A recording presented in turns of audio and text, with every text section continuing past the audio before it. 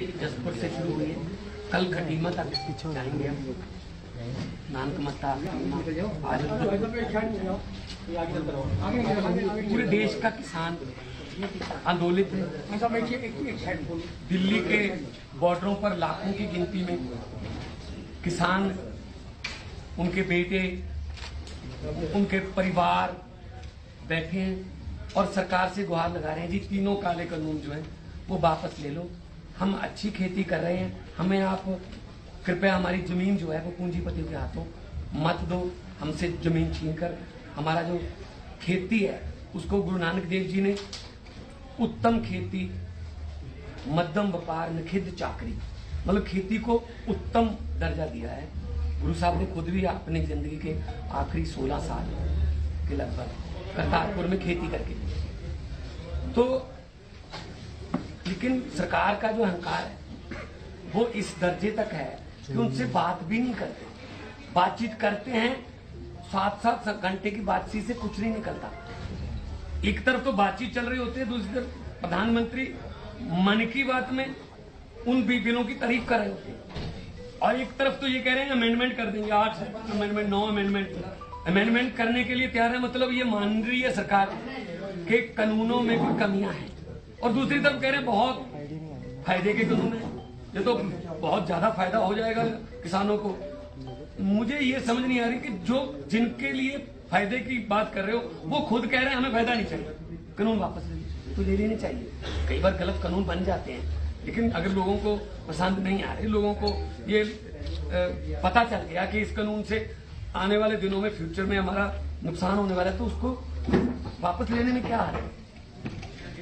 ऊपर से उनको बदनाम किया जा रहा है, कोई नक्सली, कोई अर्बन नक्सली, कोई माओवादी, कोई आतंकवादी, कोई चाइनीज फंड हो रहा है, कोई पाकिस्तानी, पता नहीं क्या क्या बोल रहे हैं। उनके बेटे सरहद पर देश की रखवाली कर रहे हैं। जय जवान और जय किसान का नारा था।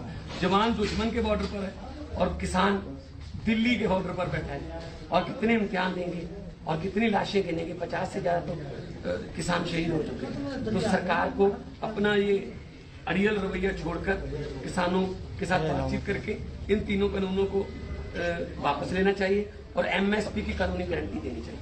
एमएसपी का आपका उत्तराखंड एमएसपी का पीड़ित स्टेट है।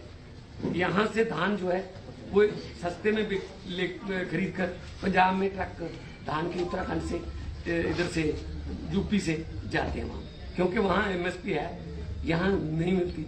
ये चीनी मिल है, मतलब ये कॉन्ट्रैक्ट फार्मिंग ही है, क्योंकि चीनी मिल आपसे गन्ना भिजवाती है कि हम आपका गन्ना खरीदेंगे, लेकिन गन्ने की 2-2 साल, 3-3 साल, 4-4 साल से पेमेंट नहीं हुई।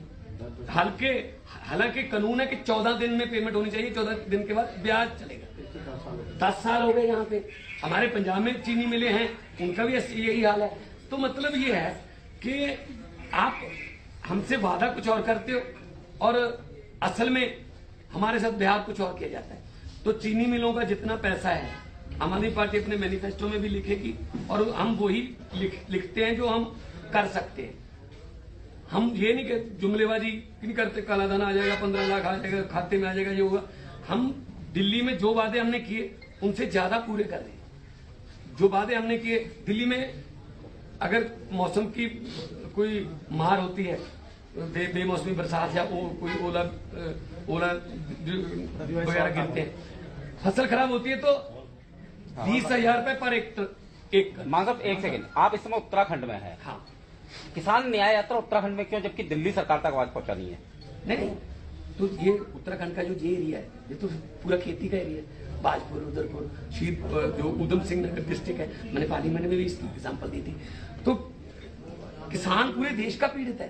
किसान तो तमिलनाडु में भी जो है वो आंदोलित हैं, महाराष्ट्र के किसान वहां पहुंच गए हैं। उन्होंने तो मुंबई में उनके पूंजीपतियों के दफ्तर भी का भी घेराव कर रखा है। तो किसानों के लिए आम आदमी पार्टी हाजिर है।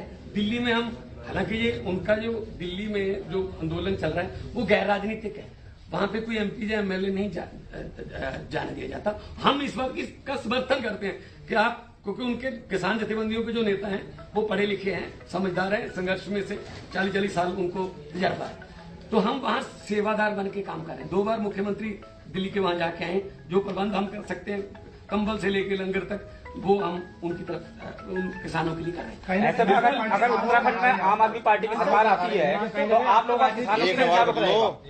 एक कर लो सवाल। मैं आपका राजनीतिक स्टैंड रहेगा इसको आम आदमी और लोग जो पार्टी है इल्जाम लगा रहे हैं आम आदमी पार्टी पे, इसके बारे में क्या कहना? आम आदमी पार्टी राजनीतिक पार्टी है जी, एनजीओ थोड़ी है। आम आदमी पार्टी की तीसरी बार सरकार बन चुकी है। पंजाब में हम विपक्ष में हैं, 3 हमारे राज्यसभा के सांसद हैं, मैं लोकसभा में रिप्रेजेंट करता हूँ।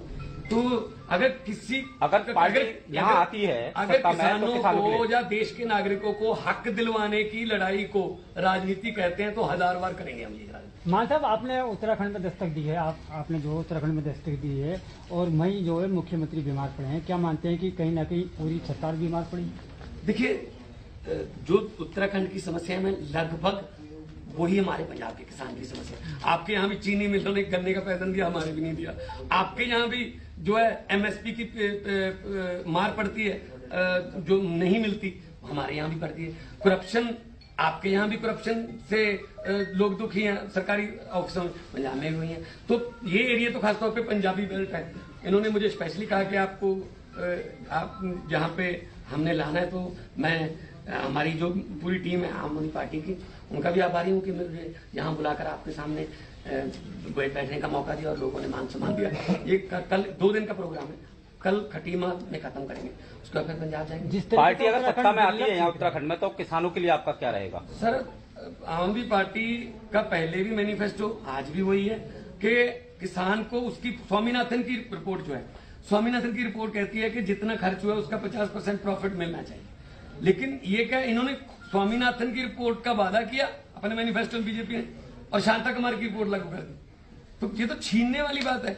मतलब आप पूंजीपतियों को अपनी जमीन दे दोगे और देखते, जो पुराना कल्चर था, मुजारा कल्चर बोलते हैं, जैसे हम पुरानी पिक्चरों में देखते थे कि खेती कोई और करता था, उसका उत्पादन कोई और लेके जाता था, वही वाले हालात आप बनाओगे।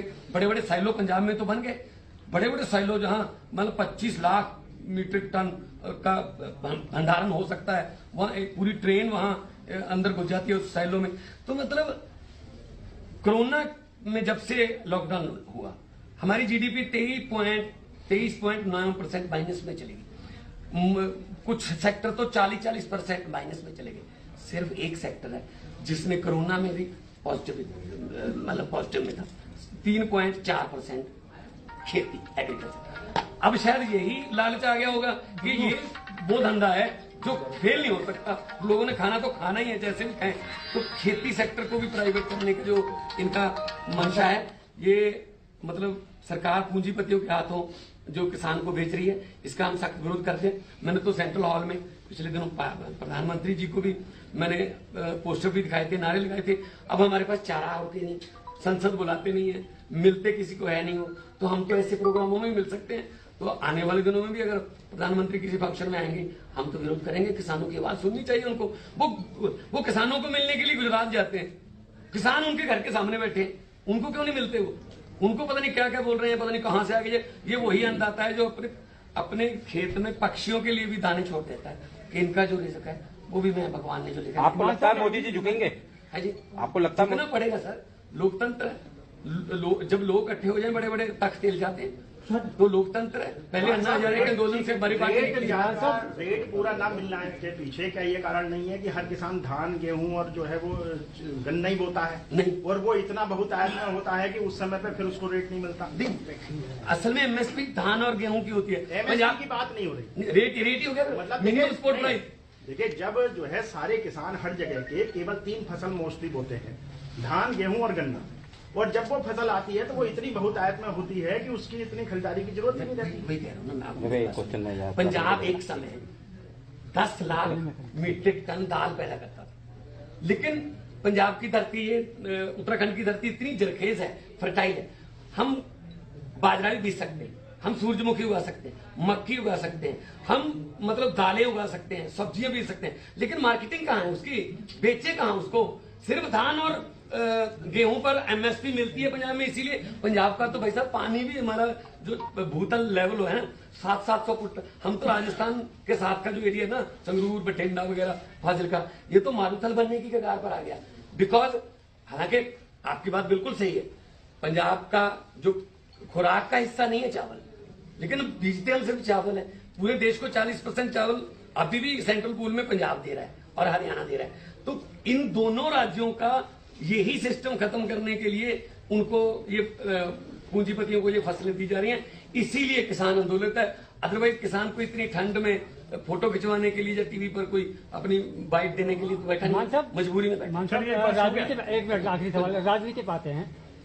जिस तरीके से आपने दिल्ली पे दस्तक दी थी और सरकार बनाई, वहीं पंजाब में भी दस्तक दी, अच्छी दस्तक दी, तो ये उत्तराखंड ना पंजाब है ना दिल्ली है, बहुत दुर्लभ क्षेत्र है।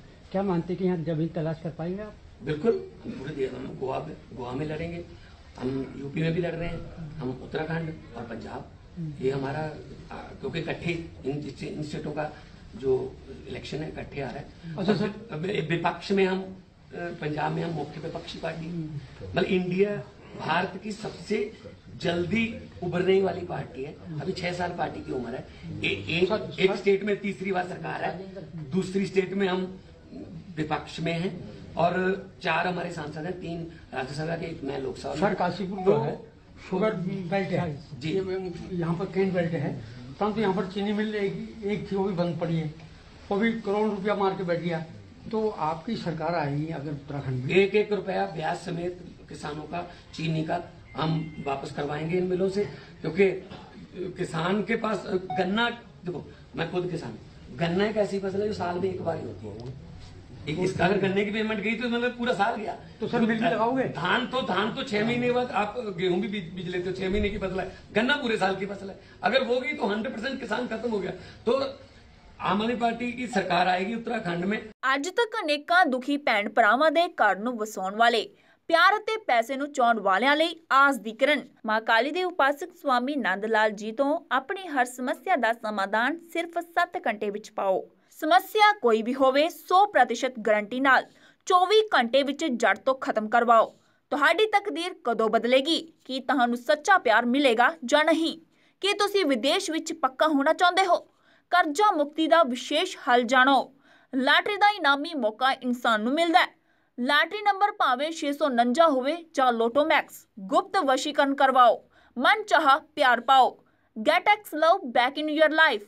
ਜੇਕਰ ਤੁਹਾਡਾ ਪਤੀ, ਪ੍ਰੇਮੀ, ਬੇਟਾ, ਬੇਟੀ ਕਿਸੇ ਦੇ ਵੱਸ ਵਿੱਚ ਹੈ ਜਾਂ ਕਹਿਣੇ ਤੋਂ ਬਾਹਰ ਹੈ ਤਾਂ ਤੁਸੀਂ ਤੁਰੰਤ ਸੰਪਰਕ ਕਰੋ। ਮੈਂ ਤੁਹਾਨੂੰ ਖੂਨ ਦੇ ਹੰਝੂ ਨਹੀਂ ਰੋਣ ਦੇਵਾਂਗਾ।